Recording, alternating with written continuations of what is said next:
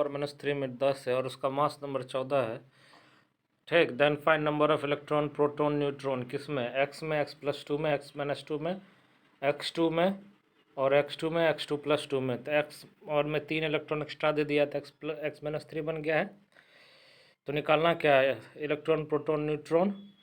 तो खेल शुरू करो। तो x में इलेक्ट्रॉन संख्या होगा 7, प्रोटॉन भी 7 और न्यूट्रॉन भी 7, x+2। तो निकलता क्या है, निकलता है इलेक्ट्रॉन।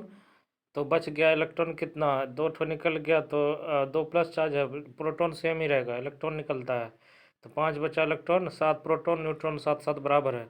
अगर 2 जोड़ दिए तो 7 2 9 हो गया इलेक्ट्रॉन और दोनों 7 7 बच गया। x2 क्या है, तो 7 दूनी 14 को ये हो गया और प्रोटॉन क्या है 14 14। आगे क्या है x2, ये इलेक्ट्रॉन हो गया कितना, ऐसे तो था 2 गुना कर 7 दूनी 14 और 2 ठो एक्स्ट्रा है 16 हो गया। लेकिन प्रोटॉन न्यूट्रॉन बराबर है, माइनस चार्ज है तो यहाँ इलेक्ट्रॉन घट जाएगा। 7 दूनी 14, 2 ठो प्लस आ गया यानी 2 ठो इलेक्ट्रॉन का लॉस हो गया, तो 12 14 14 बन गया। समझ रहा बात को, आगे बढ़ो। क्वेश्चन में बोल रहा है कि एलिमेंट है जिसका 31.7% मोर न्यूट्रॉन्स है as compare to number of protons. Proton की संख्या में 31.7% ज़्यादा न्यूट्रॉन्स है। इसका मतलब क्या हुआ, then find symbol of element if its mass number 81। तो सिंबल बताओ एलिमेंट का अगर मास नंबर क्या है 81 है। ये न्यूट्रॉन दिया, प्रोटॉन प्लस 31.7% प्रोटॉन दोनों जोड़े तो 1.317 प्रोटॉन आया, यानी एलिमेंट का एटॉमिक नंबर कितना हो जाएगा 1.317 जेड। अब एक कमीना, वो न्यूट्रॉन सिर्फ निकला था, प्रोटॉन जोड़ेंगे तब ना, नहीं नहीं था, बात बराबर है। फिर भी बात बराबर नहीं, वो न्यूट्रॉन है, प्रोटॉन का संख्या दर्शाता है अथी एटॉमिक नंबर। समझा। तब एटॉमिक मास निकालने के लिए देख लो क्या हुआ, 81 दिया है, यहाँ दोनों के जोड़े प्लस जेड है तो ये प्लस जेड निकालने के लिए गुना भाग किए, वहाँ से निकाल दिए तो ये आया एटॉमिक नंबर। बार बार मत, अस्थिर से पहले पूरा देखो तब कंक्लूजन निकालो। आगे बढ़ो। Let mass of electron is half greater than mass of proton. Mass जो इलेक्ट्रॉन का ज़्यादा यानी हाफ है, mass of proton is 2 times and mass of neutron is 3 times. Mass of proton 2 times है और मास ऑफ न्यूट्रॉन 3 टाइम्स है। Is 3/4 of its initial, 3/4 है, बोले ना हर बार मत पूरा पढ़ो, 3/4 of its initial mass. Then atomic weight बताओ, ऑक्सीजन 8 और 16 दिया है। एज एटॉमिक वेट बताओ ऑक्सीजन 8 16 इज, तो ये इंक्रीज कर गया बाय 37.5% से, इंक्रीजेज बाय 37.5%। आगे बढ़ो। एक एटॉमिक मास क्या है, neutron plus proton, mass of electron हो गया नेग्लिजिबल। तो ऑक्सीजन 8 और 16 दिया, प्रोटॉन 8 दिया, न्यूट्रॉन भी 8 दिया है, तो एटॉमिक मास क्या 8 8 यानी 16 इनिशियल है। ये पी डैश क्या न्यू मास, पी डैश हो गया 8 गुना 2 यानी 16 और ए डैश है 16 प्लस 6 यानी 22। तो एन डैश यहाँ पे कैसे निकला, 8 गुना 3 बटा 4, 8 गुना 3 बटा 4, यहाँ 6 आ गया। चेंज इन मास क्या होता है 22 माइनस 16 यानी 6 आ गया change in mass. Percentage increase in mass क्या होता है 6/16 गुना 100, ये परसेंटेज में निकाले सॉल्व करके 37.5% का इंक्रीज आया। यहाँ आइसोटोप देखो, ये दो है सेम यानी जेड सेम है और एटॉमिक मास डिफरेंट है, they are the atoms of same elements. ये एटम है सेम एलिमेंट्स का, atoms are of same elements which have same atomic number but different atomic mass number. Same atomic number है but different atomic mass number है। Carbon 6 12 दिया, 6 13 6 14। ये oxygen 8 16 8 17 8 18 दिया। आगे बढ़े, हाइड्रोजन 1 1 है, फिर हाइड्रोजन 1 2 है, हाइड्रोजन 1 3 है। तो ये हाइड्रोजन हो गया, ये ड्यूटेरियम हो गया, ये ट्राइटियम हो गया। इलेक्ट्रॉन 1 1 1 दिया है, प्रोटॉन 1 1 1 और न्यूट्रॉन, इसमें हाइड्रोजन में न्यूट्रॉन नहीं होता, ये एक बार नीट में आया था, हमको गलती हो गया था फिजिक्स के सेक्शन में जब किया आया था। ये ड्यूटेरियम 2 में से 1 की 1 आया, ट्राइटियम 3 में से 1 की 2 आया। ये आइसोबार्स क्या होता है, ए सेम है जेड डिफरेंट है, they are the atoms of different elements which have same mass number but different atomic number. ये क्या है, ए सेम है जेड डिफरेंट है, ये क्या है, दे आर द एटम्स किसका, डिफरेंट एलिमेंट्स का, जिसका सेम मास नंबर होता है लेकिन अलग अंतर जातीय है, क्या है वो है डिफरेंट एटॉमिक नंबर है आइसोबार्स। जैसे यहाँ पोटासियम है 19 और 40 दिया है और कैल्शियम है 20 40, मास नंबर सेम है एटॉमिक नंबर अलग अलग। दूसरा एग्जांपल दिया कार्बन का, मास नंबर 14 एटॉमिक नंबर 6 है। नाइट्रोजन का भी मास नंबर 14 ही है और एटॉमिक नंबर 7 है। तो ये किसका एग्जाम्पल, आइसोबार्स का एग्जाम्पल हो गया। Isotones which have same number of neutrons, जिसमें सेम नंबर ऑफ न्यूट्रॉन्स हो उसे आइसोटोन्स कहते हैं, यानी घटाना पड़ेगा। इसमें 39 में 19 घटा दो और 20 में 40 घटा दो, दोनों 20 आया, नंबर ऑफ न्यूट्रॉन सेम है। सेम उसी तरह कार्बन 6 14 है, नाइट्रोजन 7 5 है और ऑक्सीजन 8 16 है। सब में घटाएंगे न्यूट्रॉन की संख्या सेम आएगा। इसमें किसको घटाना है, तो एटॉमिक मास में एटॉमिक नंबर को घटाना है, वो न्यूट्रॉन यानी प्रोटॉन की संख्या घटा दिए तो वो आ गया न्यूट्रॉन की संख्या। न्यूट्रॉन्स एटॉमिक मास मतलब होता ही क्या है, न्यूट्रॉन्स प्लस प्रोटॉन। आगे बढ़ो। आइसोडाइफर्स क्या है, they are the atoms of different element which have same difference of neutrons and proton. यानी आइटम्स जिसका डिफरेंट एलिमेंट्स हो, जिसमें सेम डिफरेंस हो, किसमें, न्यूट्रॉन्स एंड प्रोटॉन में। न्यूट्रॉन, अब न्यूट्रॉन प्रोटॉन में घटा करो कभी इसके साथ कभी उसके साथ। अब जो जुटता था हर जगह उसी में घाटा होने लगा है, उसी को घटाओ तो एन माइनस पी सेम हो, उसे आइसोडाइफर्स कहते हैं। अगर हम N minus P N equal to 0 होगी। अब बोरोन 5 और 11 है, कार्बन 6 13 है, ये नाइट्रोजन है 6, प्रोटॉन 5 है, इसमें 7 है, ये 5 6, दोनों को माइनस किया, नाइट्रोजन प्रोटॉन 1 1। और इधर भी देखो नाइट्रोजन का एटॉमिक नंबर 7 है और मास 15 है, फ्लोरीन का एटॉमिक नंबर 9 है, एटॉमिक मास 19 है। तो इसमें इस न्यूट्रॉन की संख्या 8 है, प्रोटॉन की संख्या 7 है, इसमें 10 है, इसमें 9 है फ्लोरीन वाले में। तो इसका माइनस जब कराए दोनों का 1 1 आया, यानी ये दोनों आइसोडाइफर्स है। Isosters, they are the species जिसमें क्या हो, सेम नंबर ऑफ एटम्स हो as well as same number of electron हो। वार गेम, सेम नंबर ऑफ एटम्स भी है, सेम नंबर ऑफ इलेक्ट्रॉन्स भी है, उसे आइसोएस्टर कहेंगे। जैसे CO या N2, दो ठो एटम भी है और दोनों में इलेक्ट्रॉन की संख्या 14 14 है, CO2 और N2, ये दोनों आइसोएस्टर है क्योंकि एटम भी 3 है और दोनों में इलेक्ट्रॉन भी 22 22 है, इसीलिए आइसोएस्टर है ये।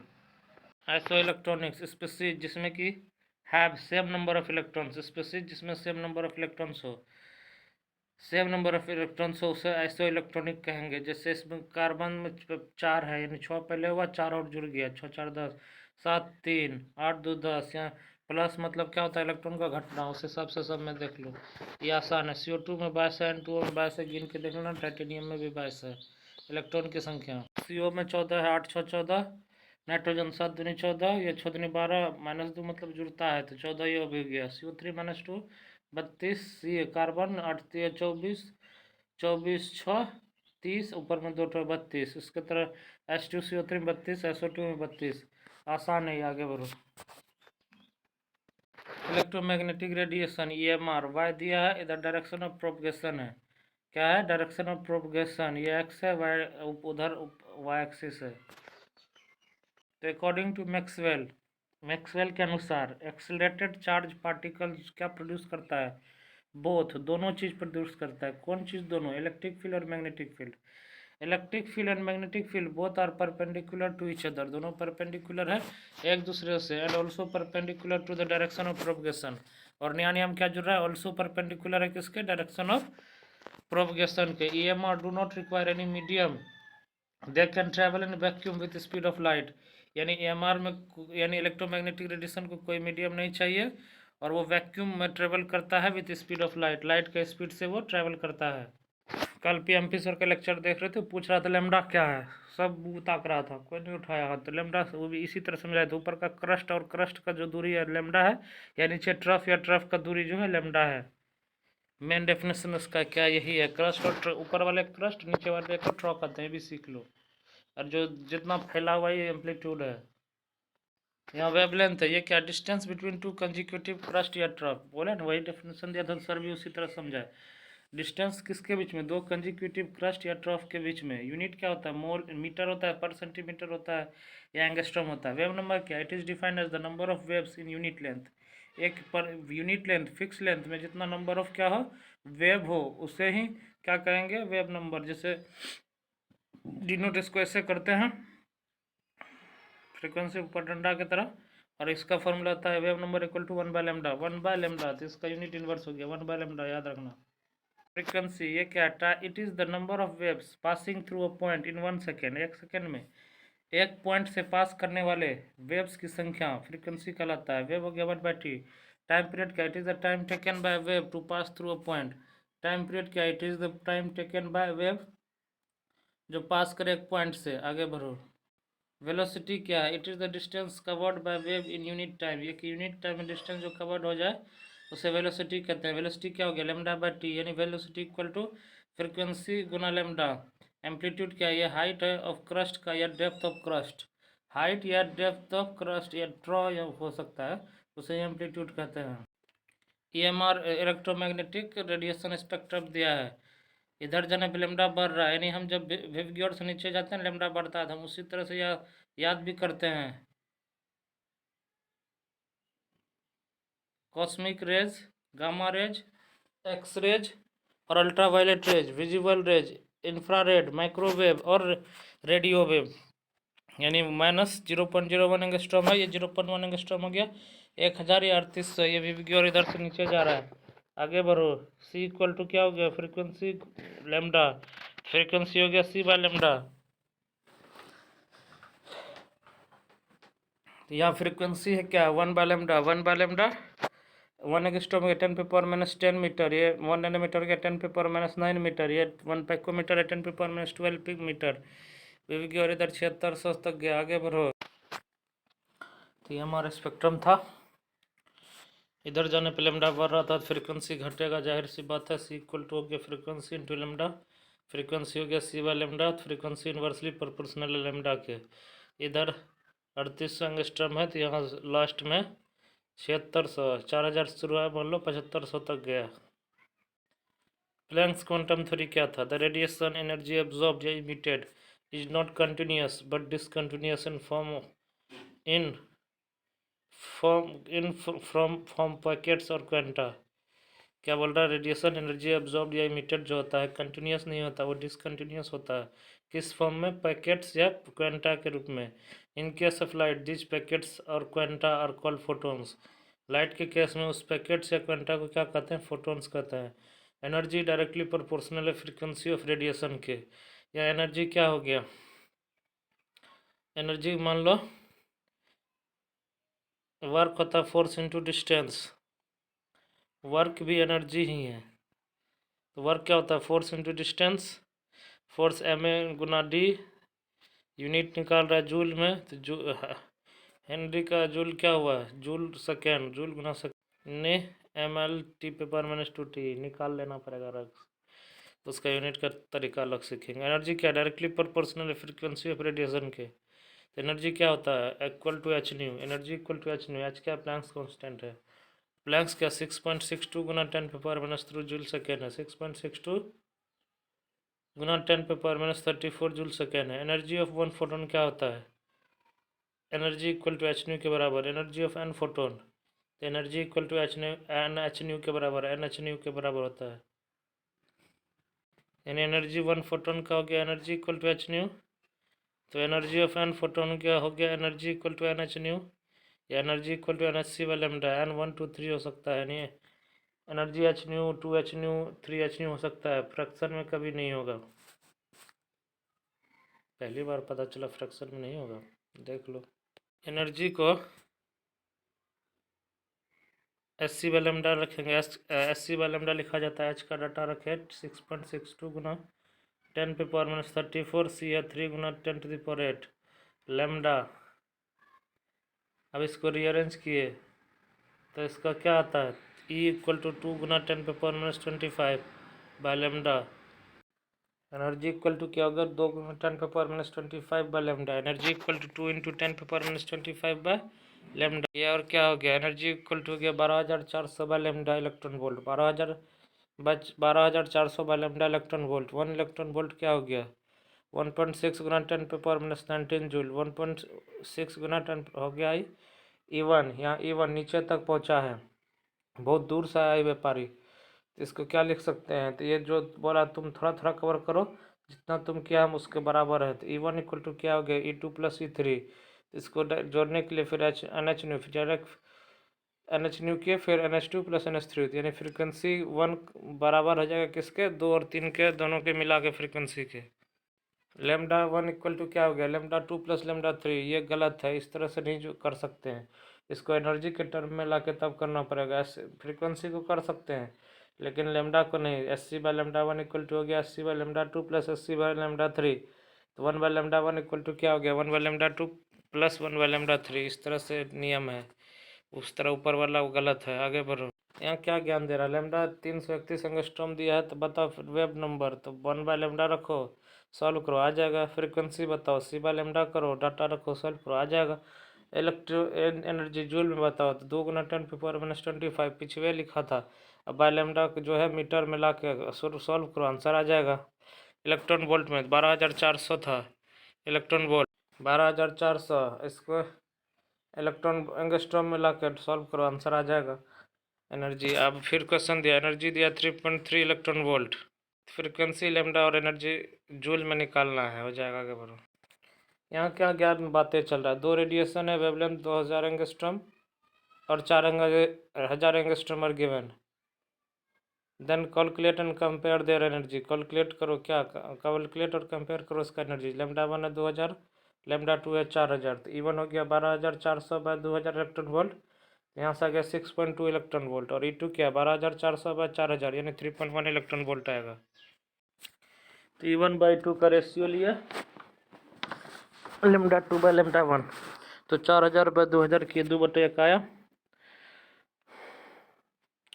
तो E1 का रेशियो ऐसे इधर दिखाया है, इन्वर्सली होता है लेमडा के, वहाँ से E1/2 आ गया 2/1। इसमें देखो वेवलेंथ है विजुअल रीजन का, जो एक्सिट करता है 4000 से 400 नैनोमीटर से 750 nanometre. Then find this range in terms of frequency, frequency के टर्म में इसका रेंज बताओ। 400 से 750 गया, या फ्रीक्वेंसी 7 है तो इसका बताओ क्या होगा। तो ये फ्रीक्वेंसी को कैसे लिख सकते हैं, 7.5 गुना, ये फ्रीक्वेंसी का है, यहाँ 7.5 गुना 10⁻⁻15, ये 4 गुना 10⁻15 हर्ज है। तो ये फ्रीक्वेंसी हो गया c/λ, सी इतना दिया है, लेमडा ये दिया है, 3/4 किए, सॉल्व किया, आंसर आ गया। फ्रीक्वेंसी है c/λ रखे, सॉल्व किया, आंसर आ गया। आगे बढ़ो। एनर्जी बताओ 1 मोल फोटोन का, अगर वेवलेंथ फोटोन का कितना है 331 एंगस्ट्रॉम दिया है, एनर्जी हो गया Sc/λ, एनर्जी हो गया Nhc/λ, n दिया है और Sc/λ सब डाटा रखे हैं, सॉल्व करना शुरू किए, लास्ट में आ गया, आंसर निकाल दिया। आगे बढ़ो। एनसीईआरटी का क्वेश्चन है, 100 वाट बल्ब है, इमिट करता है रेडिएशन, वेवलेंथ इसका 300 एंगस्ट्रॉम दिया है, तो बताओ फाइंड नंबर ऑफ फोटोन जो इमिटेड होगा पर सेकंड। पावर दिया है वाट, जूल पर सेकंड, पावर होता है एनर्जी बाय टाइम, तो पावर होगा 100, एनर्जी दिया Nc/λ बाय टाइम किए, तो 100 गुना लेमडा बाय सी, रीअरेंज किया, n/t के टर्म में लाए, n/t, उसके बाद जितना डाटा था सब रखे, सॉल्व करके आंसर ला दिए। ये फोटो इलेक्ट्रिक इफेक्ट चल रहा है, मेटल सरफेस है, लाइट है, वैक्यूम है, ये एनोड है, तो ये इधर वाला कैथोड होगा, ये माइनस है प्लस है, ये 5 इलेक्ट्रॉन वोल्ट है, तो ये एनर्जी 5 इलेक्ट्रॉन वोल्ट से ज़्यादा वाला दिए तब निमिट करेगा इलेक्ट्रॉन। एक फोटोन लिए सफिशियंट एनर्जी का, हिट करेगा मेटल सरफेस को, then electron come out of metal surface, तो इलेक्ट्रॉन उससे बाहर आ जाएगा, उसे फोटो इलेक्ट्रिक इफेक्ट करते हैं। There is no time lag between striking of photon and ejection of electron, कोई टाइम लैग नहीं है किसके बीच में, फोटोन के स्ट्राइक और इजेक्शन ऑफ इलेक्ट्रॉन में।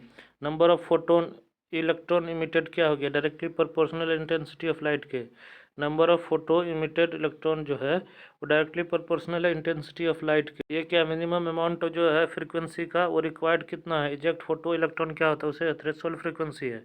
मिनिमम अमाउंट ऑफ एनर्जी जो जरूरी है इजेक्ट फोटो इलेक्ट्रॉन, उसे क्या कहते हैं, वर्क फंक्शन कहते हैं मेटल का, वर्क फंक्शन मेटल का। तो वर्क क्या होता है, डायरेक्टली प्रोपोर्शनल है फ्रीक्वेंसी नोट के, तो वर्क नोट क्या h न्यू है। आगे काइनेटिक एनर्जी जो है फोटो इलेक्ट्रॉन को डिपेंड्स करता है upon frequency of photo striking the metal surface. Kinetic energy जो फोटो इलेक्ट्रॉन को डिपेंड करता है फ्रीक्वेंसी ऑफ फोटोन पे जो स्ट्राइक करता है मेटल सरफेस पे। एनर्जी क्या होता है, work function by plus kinetic energy. Energy क्या होता है, work function plus kinetic energy h new.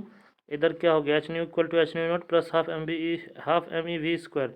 Kinetic energy क्या होगा, h इंटू nu minus nu nought, h इंटू न्यू माइनस न्यू नोट, सब फार्मूला में जाएगा। काइनेटिक एनर्जी हो गया, या फ्रीक्वेंसी में ग्राफ है तो ये फ्रीक्वेंसी नॉट होगा, ये काइनेटिक एनर्जी है, ये फ्रीक्वेंसी है, तो ऊपर में फ्रीक्वेंसी ऐसे करके जाएगा। Kinetic energy intensity of light क्या होता है, ये इंटेंसिटी के पैरेलल है, इंटेंसिटी जो है काइनेटिक एनर्जी के इंटेंसिटी के जस्ट पैरेलल है। तो ये ग्राफ को ऐसे नहीं समझ में आएगा, ग्राफ में हर साल एक गलती होता है, इसको जिस तरीक़ा से सीखा जाता है उस तरह से सीखेंगे। थ्रेशोल्ड फ्रीक्वेंसी जो है मेटल्स का इतना दिया है, अगर फोटोन फ्रीक्वेंसी का इतना है जो स्ट्राइक करता है किस पे, मेटल सरफेस पे, देन काइनेटिक एनर्जी इलेक्ट्रॉन का बताओ। इलेक्ट्रॉन एनर्जी क्या हो गया, एनर्जी होगा तो या work function plus kinetic energy, तो एच न्यू हो गया, H new not plus kinetic energy. Kinetic energy क्या हो गया, H new minus H new not. तो एच का डाटा रखे, न्यू माइनस न्यू नॉट किया, वहाँ से सॉल्व करना शुरू किया, लास्ट में काइनेटिक एनर्जी आ गया 16.5 इलेक्ट्रॉन वोल्ट। यहाँ बोल रहा है जब रेडिएशन जो वेवलेंथ का 300 एंगस्ट्रॉम का, when a radiation of wavelength 300 angstrom is striking the metal surface, electrons emitted है with kinetic energy इतना जूल पर मोल से। then find the work function of metal, बताओ work function metals का है। also find क्या maximum wavelength जो required है remove an electron, जो जरूरी है क्या इलेक्ट्रॉन को रिमूव करने में, वर्क फंक्शन और लैम्डा नॉट हो गया। काइनेटिक एनर्जी हो गया 1.68 गुना 10⁵ जूल पर मोल। काइनेटिक एनर्जी 1.68 गुना 10⁵ जूल पर मोल फॉर 1 इलेक्ट्रॉन। काइनेटिक एनर्जी क्या हो गया 1.68 गुना 10⁵ बाय 6.022 गुना 10⁻23। वहाँ से काइनेटिक एनर्जी का इतना आ गया। बस सॉल्व करना शुरू किया रीअरेंज करके, 1.75 इलेक्ट्रॉन वोल्ट आया। तो एनर्जी क्या होता है work function plus kinetic energy, तो एनर्जी 12400 बाय 300 दिए, इधर एनर्जी यानी वर्क फंक्शन निकालना था, इधर काइनेटिक एनर्जी दिया 1.75, तो वर्क फंक्शन आ गया कितना 41 माइनस 1.75 हो गया 39.25 इलेक्ट्रॉन वोल्ट। ये 12400 बाय लैम्डा नॉट क्या है 39.25, यानी लैम्डा नॉट हो गया 310 एंगस्ट्रॉम। 310 बोर एटॉमिक मॉडल क्या होता है, बोर्स एटॉमिक मॉडल होता है, इट इज एप्लीकेबल ओनली कहाँ पे, फॉर हाइड्रोजन एटम पे एंड हाइड्रोजन लाइक स्पीसीज पर। इट इज एप्लीकेबल कब, हाइड्रोजन एटम पे और हाइड्रोजन लाइक स्पीसीज पे, that is single electron species. किस पे, सिंगल इलेक्ट्रॉन स्पीसीज पर। जैसे एग्जाम्पल एच है, हीलियम प्लस है, लिथियम प्लस 2 है, बेरिलियम प्लस 3 है, सोडियम प्लस 10 है, एक्सेट्रा। आगे बढ़ो। पोस्टुलेट क्या है, न्यूक्लियस लाई करता है कहाँ पे, at the centre of atom पे, and nitrogen and neutron and proton present in it, neutron और प्रोटॉन उस पर प्रेजेंट रहता है। इलेक्ट्रॉन्स आर रिवॉल्विंग कहाँ पे, around the nucleus in circular path पे, इलेक्ट्रॉन्स रिवॉल्व करता है around the nucleus in circular path पे, जिसे क्या कहते हैं ऑर्बिट या एनर्जी लेवल कहते हैं, जिसे ऑर्बिट या एनर्जी लेवल कहते हैं। न्यूक्लियर अट्रैक्टिव फोर्स जो होता है on electron is balance bye centrifugal force. Nuclear का अट्रैक्टिव फोर्स इलेक्ट्रॉन पे कैसे बैलेंस होता है, सेंट्रीफ्यूगल फोर्स पे बैलेंस होता है। जैसे Q1 Q2 दोनों के बीच में R दूरी है, F equal to K Q1 Q2 बार स्क्वायर, तो इधर हो गया K पर Q1 कितना है प्लस जेड दे दिए, और इधर माइनस ही है by are square. Electron revolve कर रहा है, प्रोटॉन पे मान लो जेड ही है, जेड वो एटॉमिक नंबर इतना प्रोटॉन है, चार्ज तो बराबर ही होगा ना। सॉल्व करना शुरू किया था, नेगेटिव में आ गया K Z square by are square. Negative क्या दिखा रहा है यहाँ पे, नेगेटिव दिखा रहा है, सो क्या force of attraction, force of attraction को दिखा रहा है। और यहाँ बाहर की तरफ एम बी स्क्वायर लग रहा है, M B square by are, तो क्या Z square by are square equal to M B square by R, M B square by are. ये क्या इलेक्ट्रॉन जो प्रेजेंट है ओनली इन दोज ऑर्बिट्स में जिसमें in which angular momentum is complete multiple of h/2π, यानी electron present होता है सिर्फ उसी ऑर्बिटल्स में जिसमें कि एंगुलर मोमेंटम किसका कंप्लीट मल्टीपल होता है h/2π के। जे क्या होता है, एम इक्वल टू हो गया एम बी आर, यानी M B are equal to N h/2π, तो एन इक्वल टू क्या होता है 1 2 3 4, इस तरह से आगे। Which of the following values angular momentum का शो क्या करता है, presence of electron in Bohr's orbit, so presence of electron किसमें, बोर्स ऑर्बिट में। तो यहाँ देखो n इक्वल टू 1 है, h/2π मतलब क्या हो गया, n इक्वल टू 1, इसलिए यहाँ शो करता है। यहाँ 2 गुना 2 की 6 h/2π, n इक्वल टू 6 है। अगर ये ऊपर में डेर है, दोनों 2 से गुना कर दिए नीचे ऊपर, ओहो अगर फ्रैक्शन में भी है, अगर नीचे 2π लाने के लिए 2 से 2 गुना करना पड़े, ये 3h/2π दिया, इसको 2 से 2 गुना करना पड़े, अगर ऊपर में n अच्छा वाला नंबर आ गया यानी पॉइंट में नहीं आया तो वो शो करेगा। ये भी कर रहा है, यहाँ पे 3 पहले से 2π है, गुना भाग करने से क्या फायदा, ये फ्रैक्शन में है यानी पॉइंट में, इसलिए नहीं होगा। यहाँ गुना कर दिए लेकिन फिर भी फ्रैक्शन में आया, इसलिए ये भी नहीं होगा। M B are equal to क्या NH/2π होना चाहिए, M B are equal to NH/2π, बहुत इंपॉर्टेंट है। नया आँख खुला यहाँ पे, अब क्या आँख खुला, जब देखेगा लेक्चर अपने मन में सोचो। देखो ये क्या दिया 2.5h है बाय 2π, पहले से 2π नीचा में है, इसीलिए यहाँ पे भी नहीं करे, पॉइंट में आ गया नहीं होगा।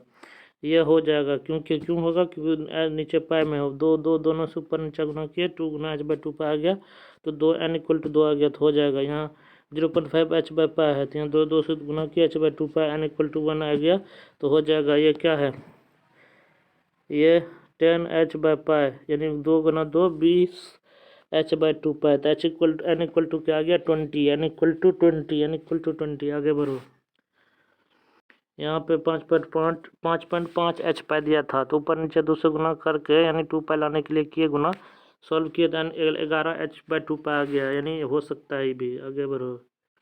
एक एंगुलर मोमेंटम है, हाइड्रोजन एन इक्वल टू 1 दिया हुआ है, तो यहाँ एक्स है, एंगुलर मोमेंटम एक्स दिया, देन एंगुलर मोमेंटम 4, लिथियम 2, ये एन इक्वल टू 1 दिया है। यहाँ पे थोड़ा सा अच्छा नहीं होगा है, इसलिए पता नहीं क्या लिख रहा है, ये एक्स आंसर आया है। M B are equal to N H by 2 pi for hydrogen against moment for against angular momentum for hydrogen angular momentum for N equal to 1 क्या हो गया, H by 2 pi equal to x.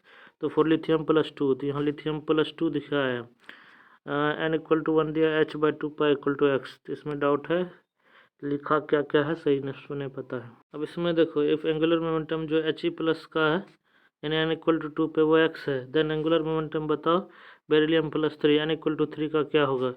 For H E plus यानी N equal to 2 है, for beryllium plus 3 N equal to 3 है, तो 2 H by 2 pi equal to x, तो X equal to H by pi, और ये 3 H by 2 pi equal to, तो H by pi equal to क्या हो सकता है, H by pi equal to गया एक्स, तो 3/2 एक्स हो गया 3/2 एक्स। जब एनर्जी एब्जॉर्ब करेगा इलेक्ट्रॉन के द्वारा, then it goes to higher energy orbital, तब कहाँ जाता है हायर एनर्जी ऑर्बिटल में, फ्रॉम लोअर एनर्जी ऑर्बिटल से, and energy release when electron comes back, कहाँ से, हायर एनर्जी ऑर्बिटल से लोअर एनर्जी में, हायर एनर्जी से लोअर एनर्जी ऑर्बिटल में। आगे बढ़ो। एनर्जी जो एब्जॉर्ब या रिलीज होता है इन फॉर्म ऑफ क्या, बैंडिंग फोटोन में, ये इलेक्ट्रॉन है बाहर में, एनर्जी यहाँ से अंदर घुस रहा है तो एनर्जी रिलीज हो रहा है, यहाँ बाहर में है अंदर आया, यहाँ भी एनर्जी एब्जॉर्ब हो रहा है। कब रिलीज होगा कब एब्जॉर्ब होगा, ये जब मसला है। तो मसला क्या है, जब ऊपर से नीचे आ रहा है, यहाँ देख ना एनर्जी रिलीज हो रहा है, यानी बाहर गया था कमाने, वहाँ से घर आ रहा है तो एनर्जी रिलीज हो रहा है, यहाँ अंदर से बाहर जा रहा है तो एनर्जी बाहर जाने में खर्चा हो रहा है, इसलिए एनर्जी एब्जॉर्ब देना पड़ता है। N equal to 1 N equal to 3, ऊपर से नीचे आएगा कमा के आ रहा है तो एनर्जी रिलीज होगा, अगर नीचे से ऊपर जाएगा तो एनर्जी एब्जॉर्ब होगा, क्योंकि खर्चा लगता है ना जाने में। एक्साइटेड स्टेट यहाँ सब दिया हुआ। आगे बढ़ो। N1 दिया 1, एन इक्वल टू 1 है, एच न्यू है, तो N2 पे गया, N2 से N3 में एच न्यू नॉट, ऊपर जा रहा है खर्चा लगेगा, 2 फोटोन एब्जॉर्ब हुआ। N1 एच न्यू 1 लग रहा है, N2 एच न्यू नॉट है, वहाँ से N3 में गया एच न्यू 3, फिर 8 में गया, यानी 3 फोटोन एब्जॉर्ब होगा, एब्जॉर्ब हो जाएगा, ऊपर से नीचे आ रहा है कमा के आ रहा होगा पैसा लेके, तो 3 से 4 में गया, 4 से नहीं नीचे से ऊपर जा रहा है, अभी खर्चे करेगा, 3 से 4 में गया, 4 से 9 में, तो 2 फोटोन एब्जॉर्ब हो गया। एन 7 से 1 में आया, ऊपर से इस बार नीचे आ रहा है, तो अभी कमा के आ रहा है, एनर्जी रिलीज करेगा, 1 फोटोन रिलीज हो गया। एन 5 से 4 में आया, ऊपर से नीचे आ रहा है, कमा के आ रहा होगा, 3 में आया, फिर 1 में आया, ऊपर से नीचे आ रहा है, कमा के आ रहा है, 3 फोटोन रिलीज हो रहा है। आगे बढ़ो। क्या ज्ञान दे रहा है, ग्राउंड स्टेट पे जब n इक्वल टू 1 हो तो लोवेस्ट एनर्जी ऑर्बिटल्स या एक्साइटेड, लोवेस्ट एनर्जी ऑर्बिटल्स होता है, एक्साइटेड स्टेट क्या है, हायर एनर्जी ऑर्बिटल्स, एक्साइटेड क्या है स्टेट है higher energy orbitals, n equal to 2 3 4 5 है, 2 3 4 5। ये छाता बना हुआ है, पहला छाता का नाम के है, फिर एल है, MnOP, के एल MnOP, के 1 n इक्वल टू 1 को कहलाता है, और एन ये स्पोक की तरह जो है n इक्वल टू 2 को L कहलाता है, ये n इक्वल टू 3 पे है, तो ऐसे के एल एम शुरू करेंगे 1 2 3 n का संख्या भी रख देंगे, और ये ग्राउंड n इक्वल टू 1 हो गया ग्राउंड स्टेट, उसके बाद फर्स्ट एक्साइटेड स्टेट, तब सेकेंड, तब थर्ड एक्साइटेड स्टेट, तब फोर्थ, यानी n 5 है, मान लो फोर्थ एक्साइटेड स्टेट है, एक कम कर देना है। 15th एक्साइटेड स्टेट मतलब हो गया क्या, n इक्वल टू 16, और 7th एक्साइटेड स्टेट मतलब हो गया n इक्वल टू 8। सेल या ऑर्बिट या एनर्जी लेवल, सेल या ऑर्बिट या energy level, L equal to क्या होता है, n इक्वल टू हो गया 1 2 3 4 के, और के एल एम एन में इस तरह से लिख सकते हैं। आगे बढ़ो। एप्लीकेशन बताओ, वोर्स मॉडल का कैलकुलेशन ऑफ रेडियस, किसका nth ऑर्बिट का, K Z square by are square है, इधर M B square by R है, तो के Z square by R equal to M B square, nth orbit है, M B are equal to क्या हुआ, N H by 2 pi, V equal to N H by 2 pi M R है, ये plus Z ही है, इधर electron revolve कर रहा था, M B square by R हो गया, आर इक्वल टू क्या है, k Z square by are 2, के जेड स्क्वायर बाय आर 2। आगे क्या खेल चल रहा है, k Z square by R है, इधर एम भी मतलब आर रेडियस का निकाल, एम बी स्क्वायर आर बार को देखो कैसे कितना बड़ा बड़ा बना दिया है।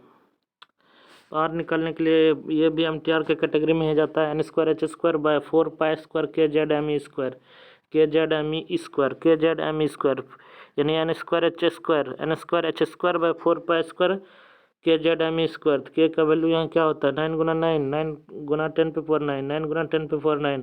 तो आर निकालने के लिए सब डाटा रखे, सॉल्व किए तो क्या आया 0.529 गुना 10 पे power minus 10 n square by z, 0.529 गुना एन 10 पे पावर 10, 0.529 गुना 10 पे power 10 n square by z, n square by z. बस खेल शुरू करो। आर इक्वल टू क्या हो गया 0.529 एन स्क्वायर बाई जेड, ये एन क्या हो आर क्या हो गया N square by z, r क्या हो गया एन स्क्वायर बाई जेड। इधर डायमीटर्स मान लो 2 आर दिया, सरकमफ्रेंस 2 पाई आर दिया, एरिया पाई आर स्क्वायर होता है, तो डायमीटर कितना होता है 2 आर, तो 2 गुना आर से गुना कर दिए, सरकमफ्रेंस 2 पाई आर होता है, 2 पाई आर सबका डाटा रखे, सिंपल जान लो आर का फॉर्मूला ये होता है 0.529 N square by z. Area n पे पावर 4 जेड स्क्वायर, एरिया का प्रोपोर्शनल है एन पे पावर 4 जेड स्क्वायर, खुद निकालने लेंगे फालतू का याद करने जाएंगे। एक तो रेडियस याद करो बस, आर डायरेक्टली प्रोपोर्शनल होता है एन स्क्वायर जेड के, r directly proportional n square z के। देखो find radius of second orbit of hydrogen, ये प्लस चार्ज में जो होता है +1 है +3 है, इसके कारण हम फंस जाते हैं और इसी कारण गलती हुआ इस बार एक क्वेश्चन फिजिक्स में नीट में। Find radius of second orbit of hydrogen, या find radius of third orbit excited state of helium plus ion, वो हाइड्रोजन था ऊपर में। If radius of first excited state of beryllium, चौथा क्या बोल रहा है, if radius of second of the helium plus is x, then find radius of third orbit of beryllium plus 3 is. बताओ कैसे क्या होगा, radius of first excited state of beryllium plus 3, या पता नहीं क्या बोल रहे हैं यहाँ पर, फर्स्ट से शुरू करो खेल। Find radius of second orbit of hydrogen का, R equal to 0.529 N square by Z, तो जेड तो कितना होगा एन, और सेकेंड ऑर्बिट से है तो एन इक्वल टू 2 हो गया, 2 स्क्वायर किया, सॉल्व करना, आंसर सॉल्व करना शुरू किया तो 1 एक्स्ट्रा होता है 10 पे पावर, ये क्या रे 2 इंटू पिकोमीटर, हाँ सही है। तो आर इक्वल टू क्या होगा 5.9 n square z picometre, n equal to 4 पे एन 4 दिया जेड 2 दिया, तो are equal to 0.534 square by 2, यानी 0.538 एंगस्ट्रॉम। एन 4 कैसे होगा दूसरा में, देखो तो दूसरा में एन 4 इसलिए हो गया find radius of third orbit excited state of helium plus, जैसे थर्ड ऑर्बिट एक्साइटेड स्टेट बोला, थर्ड मतलब तो एन इक्वल टू 4 है, और ये एन जो है सेल नंबर को दर्शाता है, वो एन जो था।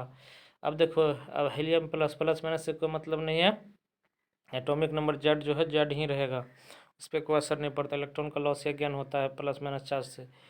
तीसरा में देखो अगर radius of first excited state of beryllium plus 3, first excited मतलब एन इक्वल टू 2, और बेरिलियम का जेड जो होता है हाइड्रोजन हीलियम लिथियम बेरिलियम 4 होता है, तो जेड पे कोई असर नहीं पड़ रहा है। आगे बढ़ो, second of the helium plus is x, second 4 number में देखो R2 है H का, और R2 लिथियम प्लस है, तो Z square by 1 Z square by 3, यानी 3/1 हो रहा है।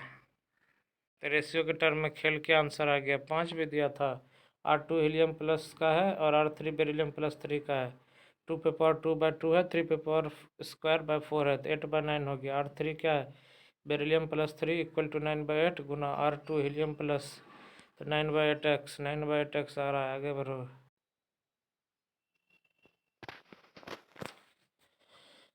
एप्लीकेशन ऑफ बोर्स रेडियस क्या है, calculation of radius nth orbit में,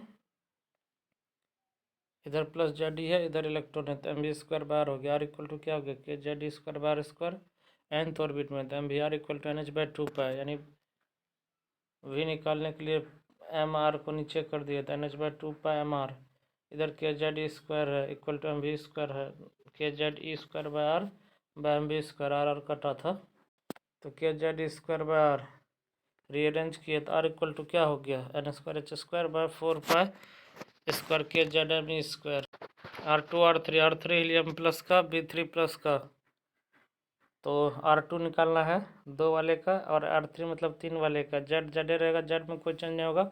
R2 R3 जिसका सेल का बोले उसका एन रख दो, सॉल्व किया आंसर आ गया, दोनों का बराबर था, बेरिलियम प्लस 3 निकालना, R3 वाले रीअरेंज किए, सॉल्व किया आंसर आ गया। आगे बढ़ो, यहाँ क्या बोल रहा है, अगर ratio of radius of 2 orbits of hydrogen atom is 1:4, then orbits में भी 1:4 है, तो बताओ ऑर्बिट क्या हो गया, तो आर क्या होता है डायरेक्टली प्रोपोर्शनल है n स्क्वायर बाई जेड के, तो r directly proportional n square है, तो r one by r two equal to n one square by n two square, यानी 1/4 दिया हुआ है। के एल एम एन ओ, के होता है 1, एल होता है 2, एन इस तरह से सजा हुआ है, तो एन वन और एन टू इक्वल टू 1/2 होना चाहिए। तो n one equal to 1, n two equal to 2, n two equal to n one equal to 2 या एन टू इक्वल टू 4। तो दोनों 1 3 है आंसर, तो अपने से बना के भी सॉल्व करो। यहाँ R3 R2 पूछा है, तो 3 रखेंगे एन के जगह पे, नीचे वाला R2 में 2 रखेंगे, और जेड पे कोई असर नहीं होगा, जेड 2 का 2 ही, इसमें 3 का 3 ही रहेगा लिथियम का, बस सॉल्व करके ला दो। R2 R4 है, एन के जगह 2 रखोगे, आर का एन नीचे वाले में एन के जगह 4 रखोगे, और जेड में कोई अंतर नहीं होता है, सॉल्व करके ला दो। RH है, RH है, RH क्या RH, N3 N6, एन या सीधे दिए दिया, टेंशन क्या वाला बात है। सॉल्व किया, आंसर लाए, आ गया। Fifth excited state, second excited state था, तो फिफ्थ सेकेंड मतलब 3, एन इक्वल टू 3, और फिफ्थ मतलब एन इक्वल टू 6। सॉल्व किया, आंसर आ गया। आगे क्या बोल रहे हैं, कैलकुलेट करो वेलोसिटी ऑफ इलेक्ट्रॉन, किस में, nth ऑर्बिट में। भाई जान जेड बैन होना चाहिए बस। अब देखो k Z square by are square है, बाहर लग रहा है M B square by are, तो के Z square by are square equal to M भी square by R, R R कटा तो एम भी को भी नीचे भेज दो, m v r equal to N H by 2 pi इधर होता है बैलेंस करने पर एंगुलर मोमेंटम के आधार पर, m v equal to N H by 2 pi r हो गया। रीअरेंज किए, वी इक्वल टू क्या हो गया 2 pi k Z square by N H, यानी वी इक्वल टू 2.18 गुना 10⁻6 गुना जेड बाय एन। भाई जान 2.18 गुना 10⁻6 जेड बाय एन, ये V equal to Z by N है, V equal to directly proportional Z by N, directly proportional है Z by N के। टाइम पीरियड क्या हो गया 2 पाई आर बाय वी, तो टाइम रीअरेंज किया तो N cube by z square, n cube by z square, और frequency हो गया z square by n cube. एक चीज़ याद रखो, दोनों क्या रखने का, तो जेड टाइम पीरियड से ही याद रखो, या फ्रीक्वेंसी का ही याद रख लो, उसका उल्टा कर देना।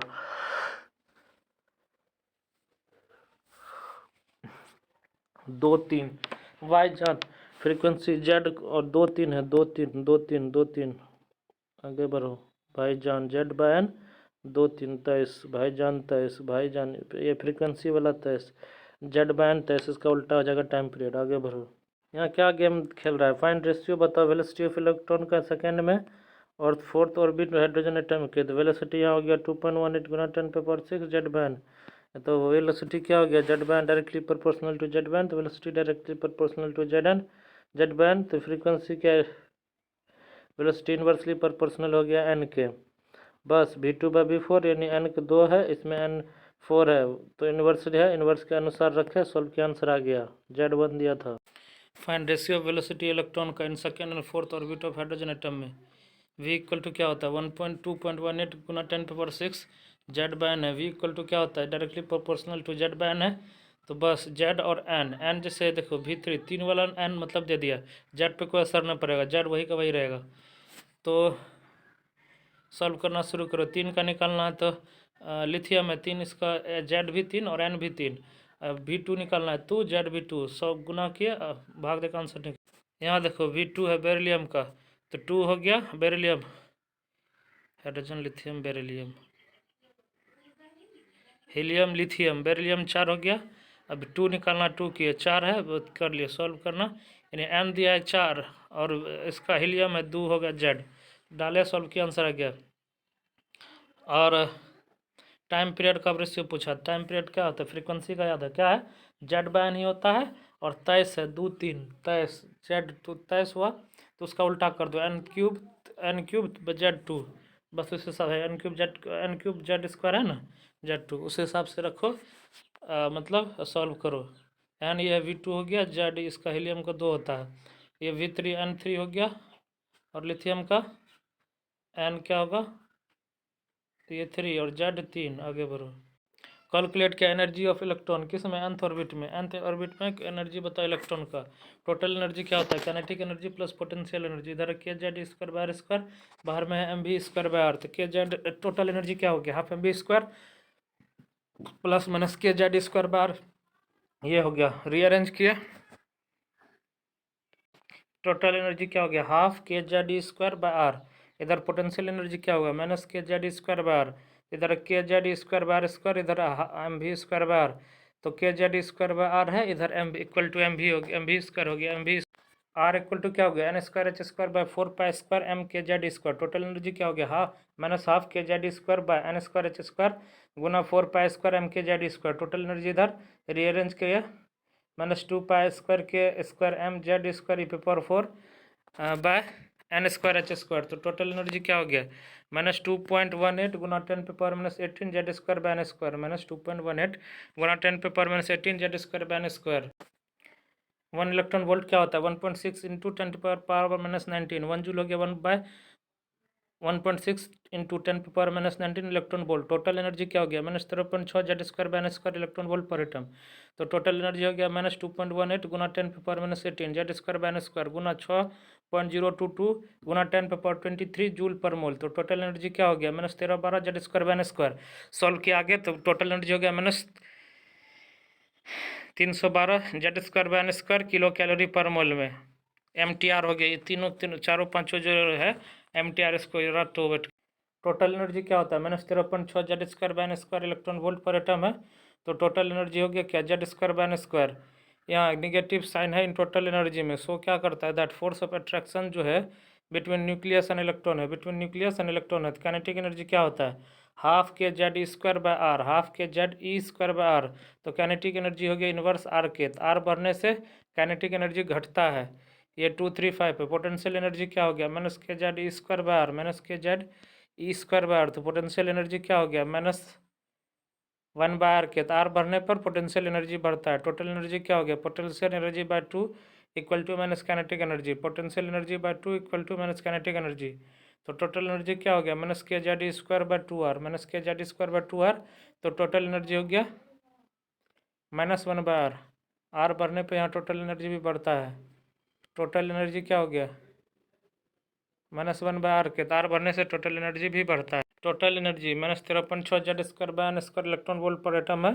हाइड्रोजन एटम के लिए Z1 दिया है, n इक्वल टू क्या हो गया, -13.6 काइनेटिक एनर्जी हो गया क्या 13.6 और इधर पोटेंशियल एनर्जी इलेक्ट्रॉन वोल्ट में -13.6 गुना 2 एंड जब 2 डालेंगे तो क्या हो गया, -3.4 हो गया और काइनेटिक एनर्जी +3.4 इधर रह गया क्या, -3.4 गुना 2 n इक्वल टू 3 है तो -1.51 ये काइनेटिक एनर्जी हो गया +1.51 -1.51 गुना 2 तो n इक्वल टू 4 क्या हो गया, -0.85 प्लस में 0.85 और -0.85 गुना 2 ये -0.54 गुना 2 ये माइनस में टोटल एनर्जी और काइनेटिक एनर्जी प्लस में। आगे बढ़ो, n इक्वल टू इन्फिनिटी पर टोटल एनर्जी मैक्सिमम होता है, काइनेटिक एनर्जी मिनिमम और पोटेंशियल एनर्जी मैक्सिमम दिया है। आगे बढ़ो, for hydrogen atom which is correct, hydrogen atom के लिए विच of the following is correct, कौन चीज़ सही है, सभी सही है। के काइनेटिक एनर्जी 1 बड़ा है काइनेटिक एनर्जी 2 से, फिर काइनेटिक एनर्जी 3, उसके बाद हो गया total energy T3 T2 T1 ये हो गया और potential energy P2 P3 P2 P1 ये है। आगे बढ़ो, फाइंड क्या फाइंड करना है, किलो जूल पर मोल में। E1 है लिथियम +2, E2 हो गया हाइड्रोजन इन किलो कैलोरी पर मोल में, E4 हो गया हीलियम प्लस क्या इन इलेक्ट्रॉन वोल्ट पर एटम में, E3 beryllium +3 joule per atom में। ये सब का क्या निकलना है, एनर्जी बताना है। रेशियो बताओ एनर्जी का ऑफ इलेक्ट्रॉन किस में, second and fourth orbit of hydrogen atom में। हाइड्रोजन Z हो गया 1 और ऑर्बिट दिए n दिया है, एक तो सेकेंड एक तो फोर्थ यानी n4 है तो Z²/n² Z/n तो रीअरेंज किए सॉल्व किए, Z²/n² है, सॉल्व करके आंसर ला दो आ जाएगा।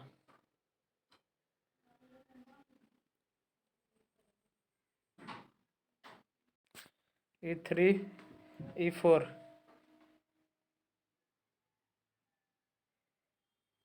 ये E पे पावर 2 है बाई E पे पावर 2, सॉल्व करना शुरू किया आंसर आ जाएगा।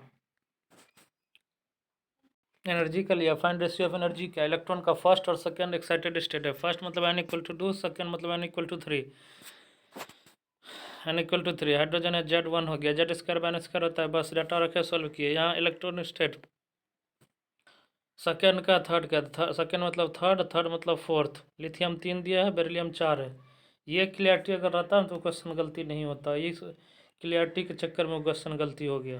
पोटेंशियल एनर्जी हाइड्रोजन एटम का क्या है, -6.8 इलेक्ट्रॉन वोल्ट है, देन फाइंड क्या बताना है? टोटल एनर्जी बताओ, काइनेटिक एनर्जी बताओ, एन बताओ, रेडियस बताओ। टोटल एनर्जी क्या हो गया? -6.8/2 यानी इक्वल टू क्या? -3.4 इलेक्ट्रॉन वोल्ट। काइनेटिक एनर्जी हो गया 3.4 इलेक्ट्रॉन वोल्ट। और 3 क्या है? 13.6 -13.6 गुना 1 square by n square equal to +3.4। Solve किया इक्वल टू 2 है। आर इक्वल टू हो गया 0.53 गुना 2 स्क्वायर एंगस्ट्रॉम। आगे बढ़ो। ये क्या एनर्जी है? सेकेंड ऑर्बिट हाइड्रोजन एटम का, वो कितना है? -328 किलो जूल पर मोल है। देन कैलकुलेट क्या एनर्जी ऑफ फोर्थ ऑर्बिट का। तो ई क्या होता है? Z² तो E2/4 हो गया। 1²/2² इक्वल बाय 1² पे बाय 4²। तो 4²/2² 4/1 हो गया। तो E4 हो गया। ई देवे क्या था? रखे डाटा, सॉल्व करके आंसर ला दिए। E2 वाला का एनर्जी का डाटा दिया था, सॉल्व करके ला दिए। अब देखो एनर्जी जो फर्स्ट एक्साइटेड स्टेट है हीलियम प्लस आयन का, वो x दिया हुआ है। देन फाइंड एनर्जी किसका? सेकेंड एक्साइटेड स्टेट का, लिथियम +2 का। तो बताओ N2 है N3 है? N2 एक्साइटेड स्टेट फर्स्ट था, तो एक्साइटेड स्टेट हीलियम प्लस होता है। सेकेंड एक्साइटेड स्टेट तो 3 हो गया, ये 2 हो गया। हीलियम 2 होता है, लिथियम 3, Z3 मतलब। बस डाटा रखे, सॉल्व करना शुरू किया, आंसर ला दिए। ज्ञान दे रहा है ionisation energy, amount of energy जो जरूरी है क्या करने के लिए? रिमूव एन इलेक्ट्रॉन, कहाँ से? ग्राउंड स्टेट से, of an isolated gaseous system. मतलब आयोनाइजेशन एनर्जी हो गया, अमाउंट ऑफ एनर्जी जरूरी है क्या करने के लिए? रिमूव करने के लिए एक इलेक्ट्रॉन को from ground state of an isolated gaseous system से। तो हाइड्रोजन है, इसको तोड़े किस मैच प्लस और इलेक्ट्रॉन में, आयोनाइजेशन एनर्जी देखे N1 2 3 एक गुना हो गया। तो इलेक्ट्रॉन निकाले N = 4 है। आयोनाइजेशन एनर्जी क्या हो गया? E2 - E1 sorry E infinity -E1, तो E इन्फिनिटी 0 है -E1, तो आयोनाइजेशन एनर्जी हो गया equal to -E1। Ionisation energy equal to -E1। क्या गेम हो रहा है? आयोनाइजेशन एनर्जी जो हाइड्रोजन एटम का 13.6 इलेक्ट्रॉन वोल्ट है। देन फाइंड क्या ionisation energy for helium plus ion, helium plus ion. Ionisation energy helium plus का क्या हो गया? इक्वल टू हो गया -E1 हीलियम प्लस, तो E1 हाइड्रोजन का और E1 हीलियम प्लस का। तो जेड एनर्जी क्या होता है? Z² - 1 1, तो Z² रखे, जेड 2 दिया है, एनर्जी E1 का निकालना है, N = 1 हो गया। बस रीअरेंज किए और E1 निकाल दिए यहाँ से। अब E1 हीलियम प्लस का, तो 4 गुना -13.6 हो गया, -54.4 electron volt. Ionisation energy helium plus का क्या हो गया? -54.4 यानी 54.4 इलेक्ट्रॉन वोल्ट आ गया। सेपरेशन एनर्जी क्या होता है? अमाउंट ऑफ एनर्जी जो जरूरी है क्या करने के लिए? रिमूव करने के लिए एक इलेक्ट्रॉन को फ्रॉम एक्साइटेड स्टेट से। सेपरेशन एनर्जी मतलब अमाउंट ऑफ एनर्जी जो जरूरी है क्या करने के लिए? रिमूव करने के लिए एक इलेक्ट्रॉन को फ्रॉम एक्साइटेड स्टेट से। N1 = 2 3 4 5 हुआ, N इन्फिनिटी तक गया। सेपरेशन एनर्जी क्या है? E इन्फिनिटी -E2, तो E इन्फिनिटी 0 है -E2, यहाँ से 0 -E2 के क्या हुआ? -E3। सेपरेशन एनर्जी 2 वाला क्या होगा? तो E इन्फिनिटी -E3, 2 जैसे पूछा तो इन्फिनिटी में 3 को घटाओ। अगर 1 पूछा तो इन्फिनिटी में 1 घटा, दूसरा घटाना है, एक आगे बढ़ा के घटाना है। सेपरेशन एनर्जी 1 अगर पूछे तो इन्फिनिटी में -2 करेंगे, अगर 2 पूछे तो इन्फिनिटी में -E3 करेंगे।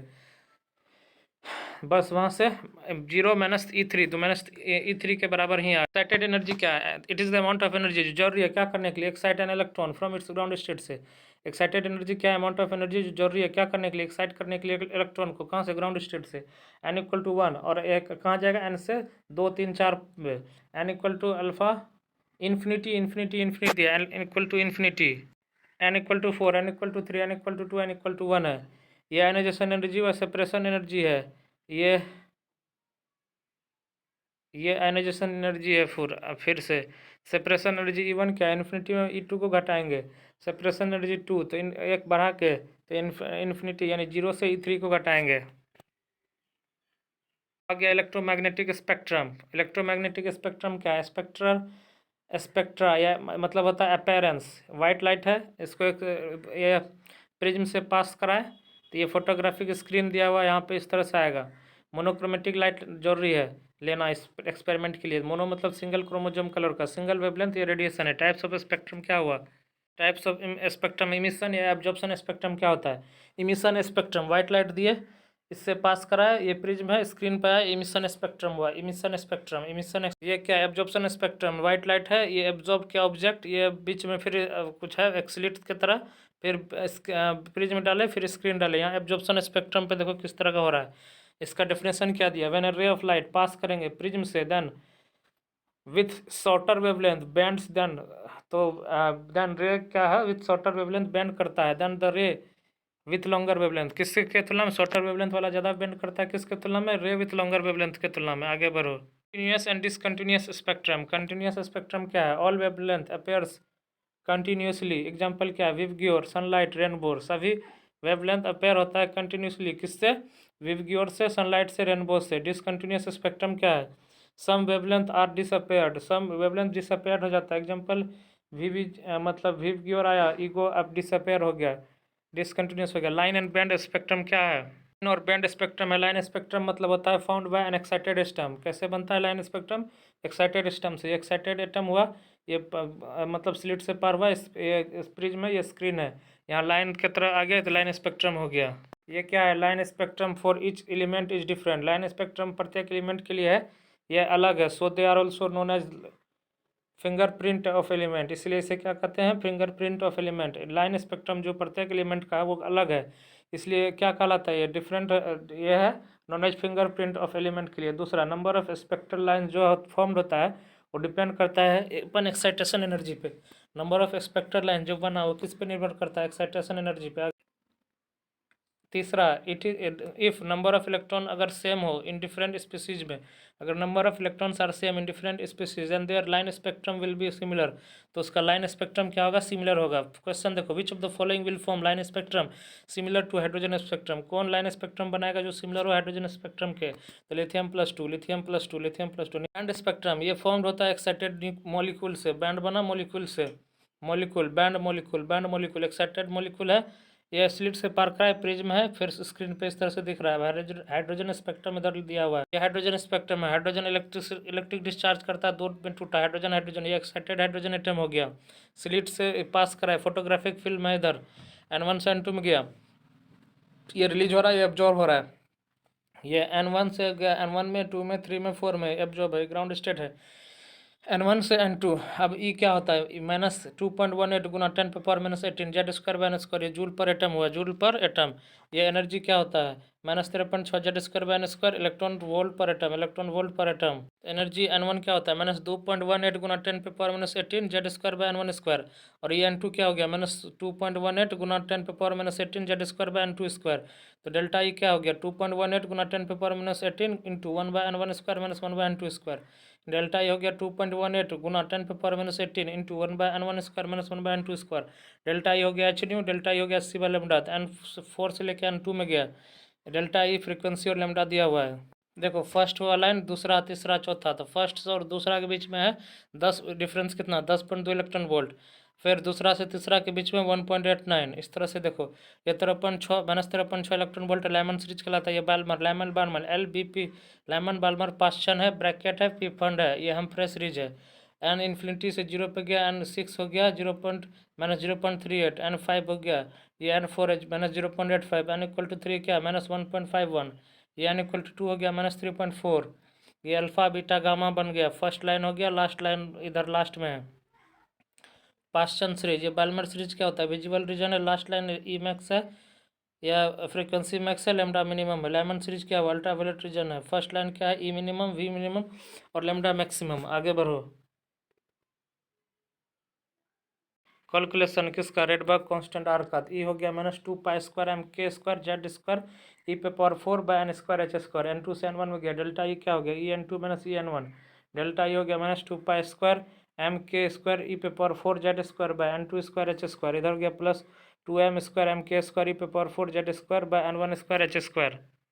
SC बाय लेमडा क्या हो गया? 2π² mk² e⁴/z² N² into 1/N1² minus 1/N2²। तो 1/λ क्या हो गया? 2π² mk² e⁴/z² ch³ into 1/N1² minus 1/N2²। तो वेव नंबर हो गया 1/λ into r/z² into 1/N1² minus 1/N2²। तो फ्रिक्वेंसी हो गया C/Z के, C/Z के frequency CR/Z² into 1/N1² minus 1/N2²। Are हो गया 1/r हो गया 912 एंगस्ट्रॉम, और ये 10,9,678 पर सेंटीमीटर है, यूज करना है। आगे बढ़ो। ये हाइड्रोजन स्पेक्ट्रम है, फाइंड क्या? Lambda max in Lyman series, lambda minimum in Balmer series. ये lambda for third line in visible region में, lambda for second line Lyman series में, ये लेमडा है फर्स्ट लाइन का पैस्चन सीरीज में। आगे बढ़ो। लेमडा मैक्स किसका निकालना? लाइमन में। N1 दिया है 1, N2 दिया है 2, लाइमन 1 और 2 में ही डिपेंड करता है, यानी 1 में आता है इसलिए लाइमन हुआ। और N2 हो गया इसके लिए 2। 1/λ क्या होता है, are Z R into Z square into 1/n1 square minus 1/n2 square. 1/λ तो आर जेड की जगह 1 रखे, R into 1 square into 1/1 square minus 1/2 square 3/4 R हो गया। लेमडा देखो फिर अब 1/λ था तो इन्वर्स करने के लिए लेमडा निकालने के लिए 4/3 1 आर आया, यहाँ से सॉल्व करके 3/4 था तो 4/3 आ गया। आर के 1/r क्या होता है 912, पीछे दिया होगा कहीं पे, सीधे डायरेक्ट याद रखने योग्य MTR है 912 1/r के बराबर। सॉल्व किए, वहाँ से आ गया 1216 एंगस्ट्रॉम, ध्यान रखना। लेमडा मिनिमम बैल्मर सीरीज के लिए तो N1 हो गया 2, तो N2 है इन्फिनिटी, तो 1/λ इक्वल टू क्या होता है R, तो हाइड्रोजन के लिए Z1 होता है into 1/n1 square minus 1/n2 square, N2 infinity है तो इक्वल टू हो गया 1/4R। तो लेमडा निकालने के लिए 4 गुना 1/r, तो 1/r हो गया 912 एंगस्ट्रॉम में, यहाँ से गुना किया एंगस्ट्रॉम में आ गया। थर्ड लाइन ये विजिबल रीजन के लिए है, N1 इक्वल टू 2 हो गया और N2 5 है, तो 1/λ R तो R ही रहेगा, और ये Z है 1 तो 1/2 स्क्वायर माइनस 1/5 स्क्वायर, तो R हो गया 25 माइनस 4/100, 21/100 R हो गया। तो वहाँ से लेमडा आया 100/21 R। सॉल्व करके शुरू किए 4350 एंगस्ट्रॉम आया। आगे बढ़ो, इसमें फॉर्म दो। सेकेंड लाइन जो लेमन सीरीज का N1 इक्वल टू 1 है, N2 इक्वल टू 3 है, ये 5 का lambda first line of passion.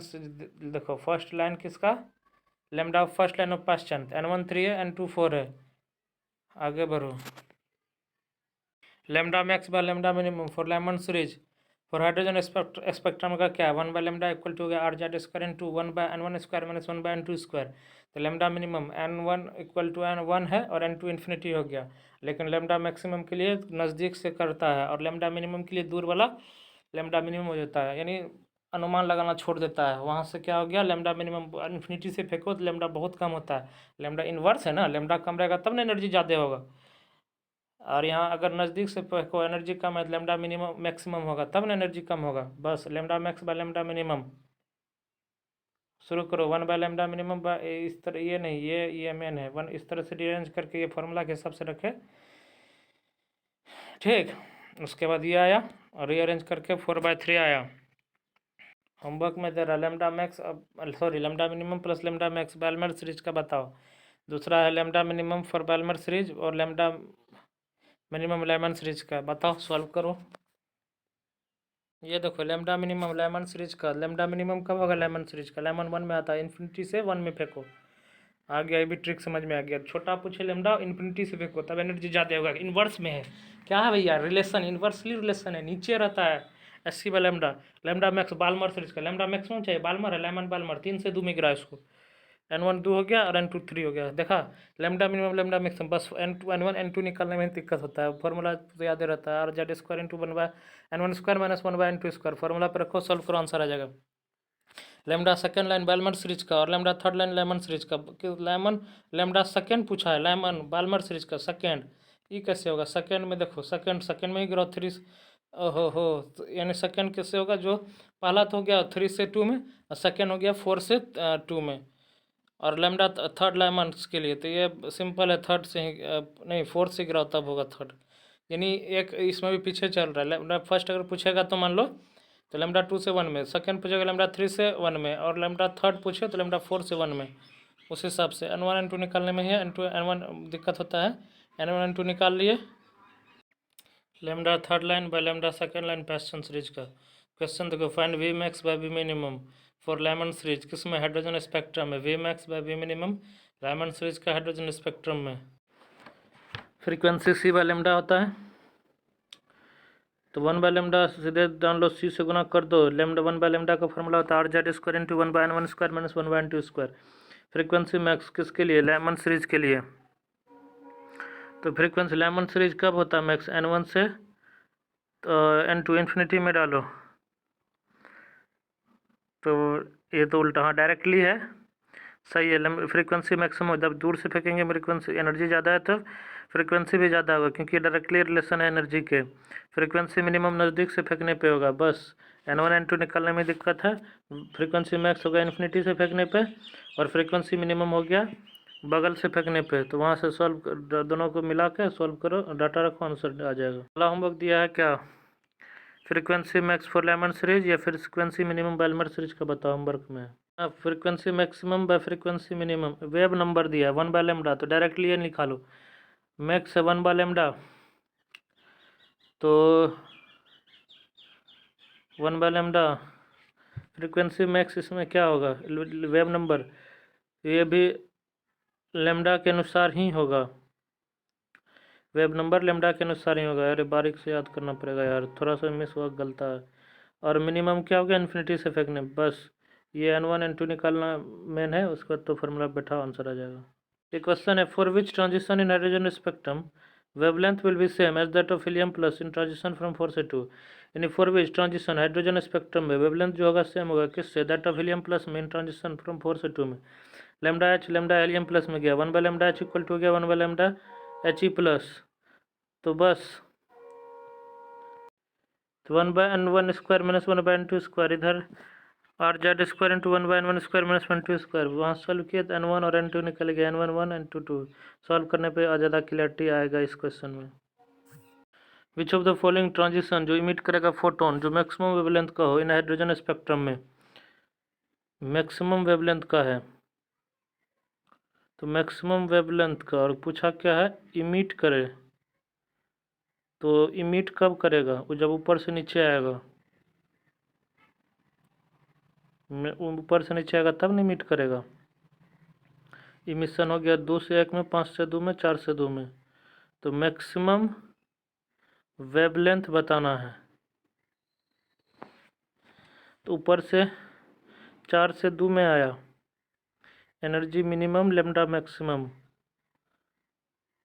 तो ये 5 से 2 में आया, तो यहाँ पे क्या एनर्जी का रिलेशन आएगा, ये डाउट में जाएगा, 2 से 1 क्यों नहीं हुआ, 5 से 3, 3 से 2, यहाँ इमिट हो रहा है, लेकिन आंसर कौन दिया है पता नहीं, या 1 से 4 गया या 1 से 2 गया, एब्जॉर्ब हुआ, यानी 13.-13.6 आया, इसमें 1 से 2 से 1 में आया, तो उसके बाद 3 से 2 में आएगा तो 3.4, इसको सर से एक बार देखना पड़ेगा। Which of the following transition absorb करेगा फोटोन किसका, मैक्सिमम फ्रीक्वेंसी का, तो lower to higher energy level, energy max तो frequency max, lower to higher जाने पे एनर्जी मैक्स तो फ्रीक्वेंसी मैक्स, ये भी डाउट में जाएगा। यहाँ क्या 2 से 3 आया, एब्जॉर्ब हो रहा है, ये भी डाउट में। Calculation of number of spectral lines, क्या बताना है, स्पेक्ट्रल लाइंस बताना है, total number of spectral lines जो बनेगा when an electron comes from higher energy level 2, यानी N2 से कहाँ आएगा, लोअर एनर्जी लेवल N1 में, तो ये फॉर्मूला MTR में जाएगा, N2 - N1 into N2 - N1 plus 1/2, तो N2 - N1 into N2 - N1 plus 1/2, आगे बढ़ो। ये क्या, total number of spectral line जो बनेगा when electron comes from nth energy level से ग्राउंड स्टेट में, nth से किस में आना चाहिए, ग्राउंड में, तो N इंटू N - 1/2। तीसरा, total number of spectral lines किस में, स्पेशल रीजन में, total number of spectral lines in special region क्या होगा, N2 - N1 होगा, पीछे जितना था सब MTR था, इसलिए उसको ध्यान से याद करो। Find total number of spectral line for transition of electron, कहाँ से, N6 से 1 में हाइड्रोजन स्पेक्ट्रम में, तो ये हो गया N इंटू N, ये 6 गुना 6 - 1/2, फार्मूला रखो, सॉल्व करो, आंसर आ जाएगा। तो total number of spectral lines formed when electron comes from nth energy level से ग्राउंड स्टेट में, वो 21 है, देन फाइंड क्या n बताओ, तो n इंटू N - 1/2 21 हो गया, n इंटू N - 1 42 है, सॉल्व किया 7 आ गया आंसर, n इक्वल, ये देखो एन हाइड्रोजन स्पेक्ट्रम में फॉर द ट्रांजिशन 6 से 2 गया, तो कैलकुलेट करो क्या, total number of spectral lines, तो N2 - N1 गुना N2 - N1 प्लस 1/2 10 आया, number of spectral lines in visible region में 6 - 2 गया 4 आया, number of spectral lines ultraviolet region में ये 0 आ गया, number of spectral lines in infrared region में, इंफ्रारेड रीजन में पता नहीं, Paschen Brackett Pfund, Paschen में 6 - 3 हुआ, प्लस 6 - 4 प्लस 6 - 5 टोटल 6 है, तो ये कैसे हुआ ये भी पता नहीं, इसको डॉट में डालो, सर से चेक करो। इन हाइड्रोजन स्पेक्ट्रम में 6 लाइन दिया विजिबल रीजन में फॉर्म्ड हुआ, एन इलेक्ट्रॉन कम्स होता है किससे, nth एनर्जी लेवल से ग्राउंड स्टेट में, देन फाइंड क्या, N2 - N1 6 है, ये n दिया है पहला n बताओ, दूसरा है total number of spectral lines बताओ। तो n2 - n1 6 दिया है, तो n - 2 = 6, तो n = 8 आ गया। तो total number of spectral lines हो गया 8 × 8 - 1/2, यानी टोटल यानी 28 आ गया, 28। इलेक्ट्रॉन जो आता है n एक्साइटेड स्टेट से ग्राउंड एक्साइटेड स्टेट में मल्टीपल स्टेप्स में, एंड फॉर्म किया 15 स्पेक्ट्रल लाइन्स बताता है initially. It was in initially वो किस में था? तो आंसर है इसका x × x - 1/2, ये 15 हो गया। तो इक्वल टू x × x - 1 = 30, यानी 6 × 5, तो x = 6 आ गया। स्पेक्ट्रल लाइन्स बनता है इनविजिबल रीजन में, इन हाइड्रोजन स्पेक्ट्रम में, जब इलेक्ट्रॉन कम्स फ्रॉम कहाँ से? nth एक्साइटेड स्टेट से ग्राउंड एक्साइटेड स्टेट में। देन फाइंड क्या? देन फाइंड पहला n बताओ, दूसरा है नंबर ऑफ स्पेक्ट्रल लाइन्स बताओ इन लेमन सीरीज में, और तीसरा है number of spectral lines in infrared में। अभी तक का जितना है सबसे इंपॉर्टेंट यही सब क्वेश्चन है, और हमको आता नहीं, इसलिए इसको सर के लेक्चर से देखकर खुद से बनाना पड़ेगा। यहाँ n क्या होता है? nth हो गया एक्साइटेड स्टेट, nth एक्साइटेड मतलब 6 दिया है, nth एक्साइटेड स्टेट कैसे? x - 2 = 5, तो x = 7 हुआ, तो एक्साइटेड स्टेट में कम होता है, तो ये हो गया। नंबर ऑफ स्पेक्ट्रल लाइन्स बताओ लेमन सीरीज में, तो 7 - 1 के 6 हुआ। Lemon spectral lines lemon series में 7 - 1 6 की है। Number of spectral lines in infrared में, वो इंफ्रारेड निकालने का ही तरीका है, पीछे भी यही था। Paschen plus bracket plus Pfund, तो पैस्चन हो गया 7 - 3, ब्रैकेट हो गया 7 - 4, और पी फंड हो गया 7 - 5, टोटल आंसर आ गया 9। यहाँ क्या दिया हुआ है?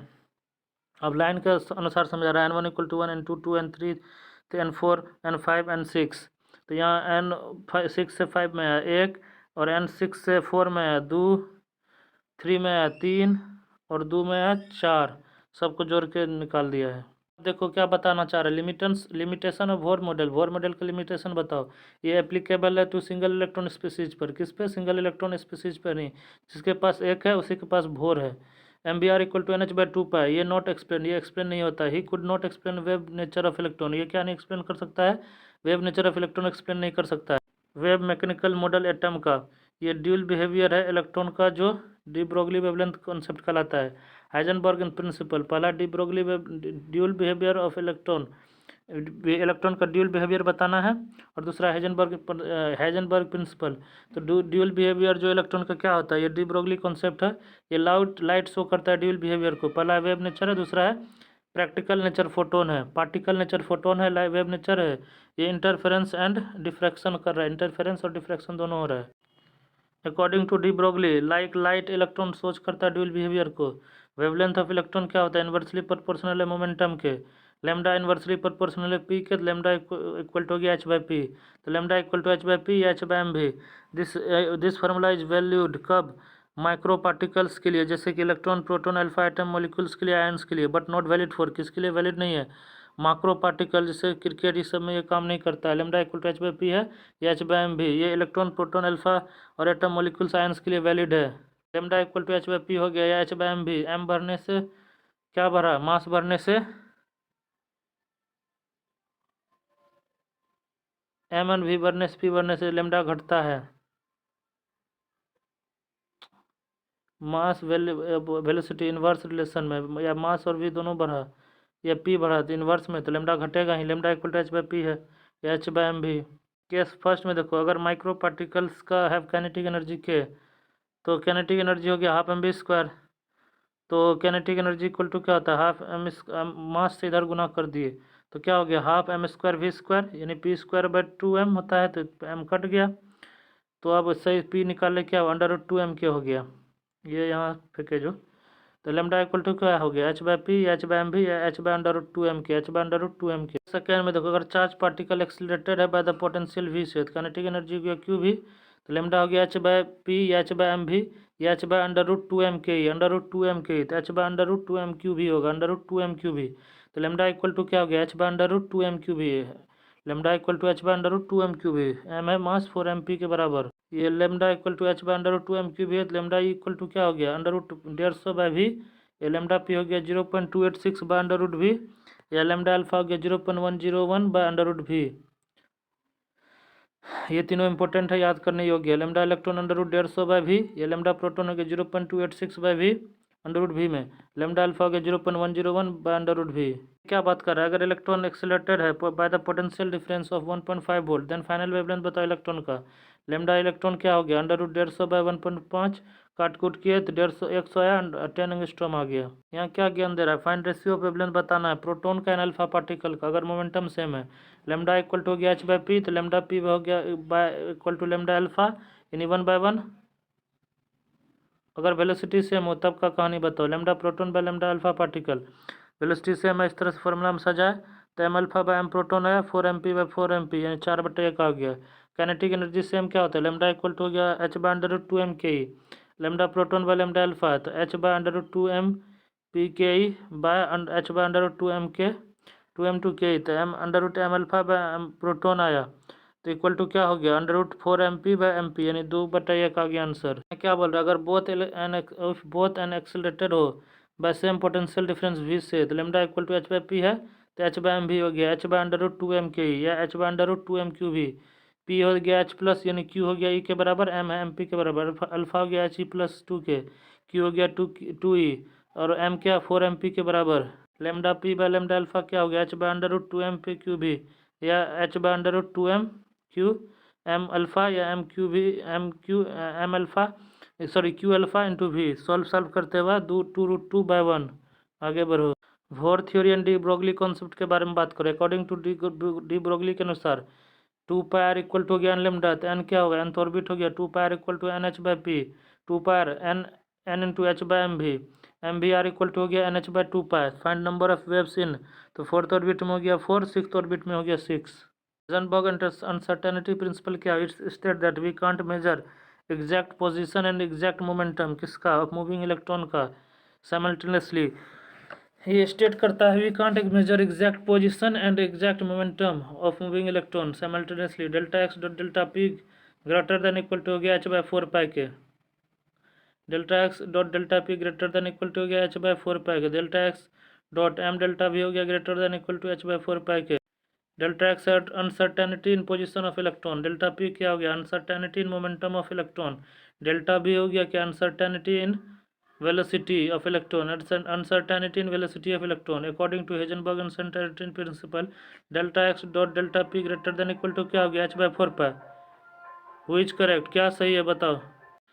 तो according to Heisenberg uncertainty principle delta x dot delta p greater than equal to हो गया h/4π, which correct, which of the following is correct, all of the are correct। क्या, इफ डेल्टा x 0 हो गया तो delta p infinity हो जाएगा, अगर delta v 0 हो गया तो p भी डेल्टा p भी 0 ही हो जाएगा, अगर डेल्टा p 0 है देन डेल्टा x अल्फा के बराबर हो जाएगा। Find uncertainty in velocity of N electron में, और अनसर्टेनिटी किसमें बताओ, वेलोसिटी ऑफ एन इलेक्ट्रॉन में। अगर it uncertainty in position is equal to uncertainty in momentum, uncertainty in position किसके बराबर है, ये बराबर है अनसर्टेनिटी इन मोमेंटम में।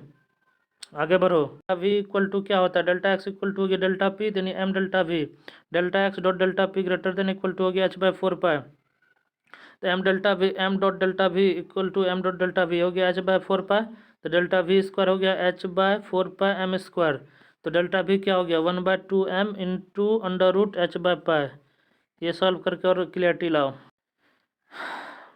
ये नीट में आया है, क्या है नीट में आया हुआ, find uncertainty in velocity of electron किसमें, इन अ डिस्टेंस ऑफ 0.1 एंगस्ट्रॉम में। Find uncertainty in velocity of electron में इन अ डिस्टेंस कितना पे 0.1 एंगस्ट्रॉम में, तो 5.79 दिया इंटू 10⁶ मीटर पर सेकेंड, या ये ऑप्शन दिया हुआ है। डेल्टा वी निकालना है, डेल्टा एक्स दिया हुआ है एंगस्ट्रॉम में, मीटर में ला लिए, सबको मीटर में लाना है, क्या है डेल्टा एक्स भी मीटर में ला, मतलब मीटर में ला दिए डेल्टा एक्स को। Delta X dot M delta V क्या हो गया h/4π, ठीक h/4π। एक बात हुआ, इधर क्या बोल रहा है 10 गुना 10⁻11, तो ये हो गया 9 गुना 9.31 इंटू 10⁻31 गुना डेल्टा वी, ठीक, तो ये इक्वल टू हो गया 6.62 गुना 10⁻34 बाय 4 गुना 3.14, डेल्टा वी हो गया। सॉल्व करो, आंसर ला दो।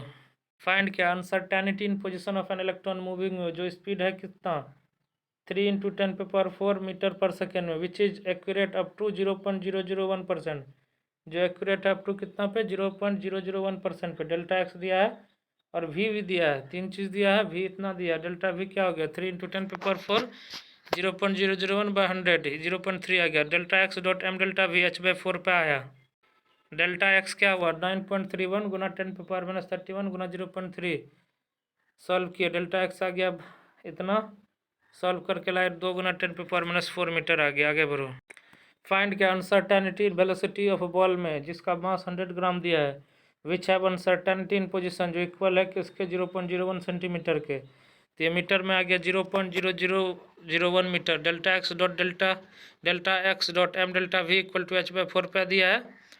तो डेल्टा एक्स क्या है 10⁻⁴ गुना 10⁻⁻1 इक्वल टू गुना डेल्टा वी। तो डेल्टा वी हो गया 0.5 गुना 10⁻⁻2 तो 5 आ गया 5 गुना 10⁻30 मीटर पर सेकेंड।